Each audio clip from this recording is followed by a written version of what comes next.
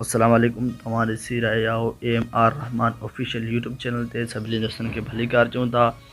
दोस्तो अॼु को इन वीडियो में असां ॻाल्हि कंदासीं सिंध जो मशहूरु अदाकार अब्बास गुल ओढाणे जी ज़िंदगी बाबति, त हू किथां जो आहे ऐं किथां रहंदो आहे ऐं हू हिकु ड्रामो सोप सीरियल या टेली फिल्म जो पेमेंट घणा वठंदा आहिनि ऐं उन्हनि पंहिंजी ज़िंदगी ते कहिड़ा कहिड़ा ड्रामा कया, कहिड़े ड्रामे में फेमस थिया। वीडियो शुरू करण खां पहिरियां दोस्तनि खे गुज़ारिश आहे त जेकॾहिं तव्हां असांजे चैनल में नवां आहियो AMR रहमान ऑफिशियल यूट्यूब चैनल ते, त महिरबानी करे असांजे यूट्यूब चैनल खे सब्सक्राइब करे घंटी जे बटन खे ज़रूरु दबाईंदा, जीअं असांजो हर वीडियो सभ खां पहिरियों अव्हांखे नोटिफिकेशन मिली सघे। दोस्तो अब्बास गुल ओढाणो असुल दुबई मां तालुक़ु रखे थो ऐं उन जा वालदेन वॾा जेके बि आहिनि उहे सऊदी में रहनि था।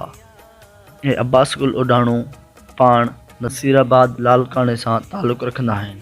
दोस्तो अब्बास गुल ओढाणो केतिरा डेली फिल्मूं ड्रामा सीरियल करे चुको आहे, जंहिंमें संदसि एतिरा ई कामयाबी न मिली।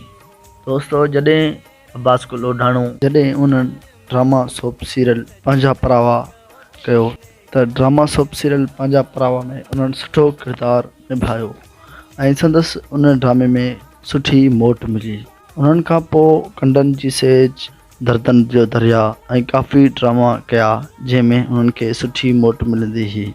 दोस्तो जेकॾहिं अब्बास गुल ओढाणे जी कयो पेमेंट जी ॻाल्हि, त हू सोप सीरियल जे 100 किस्तनि जो उहो पेमेंट घणा वठंदा आहिनि, या 100 खां जेके घटि किस्त वारा हूंदा आहिनि, यानी 3 किस्तनि वारा ड्रामा हूंदा आहिनि, उन्हनि में हू पेमेंट घणा वठंदा आहिनि। ऐं डेली फिल्मनि जो हू पेमेंट घणा वठंदा आहिनि ऐं हू स्टेट ड्रामे जो पेमेंट घणो था वठनि।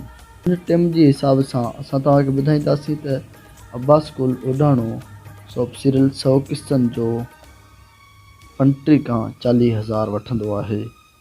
जे ॻाल्हि कंदासीं 30 किस्तनि जो, त उन में वठंदो आहे 25 खां 30 हज़ार। जेकॾहिं अब्बास गुल ओढाणे जो डेली फिल्म जो ॻाल्हि कंदासीं त हू 15 खां 20 हज़ार पेमेंट वठंदा आहिनि। जेकॾहिं ॻाल्हि कंदासीं असां स्टेट ड्रामे जो, त हू वठंदा आहिनि पेमेंट 10 खां 15 हज़ार ताईं। दोस्तो इहो अॼु जो नंढिड़ो वीडियो, जेकॾहिं अव्हांखे पसंदि आयो हुजे त लाइक कयो, शेयर कयो ऐं चैनल खे सब्सक्राइब करे घंटी जी बटन खे ज़रूरु दॿायो, जीअं असांजो हर नओं वीडियो अव्हांखे बाआसानी सां मिली सघे। हाणे असांखे ॾींदा इजाज़त AMR रहमान ऑफिशियल यूट्यूब चैनल।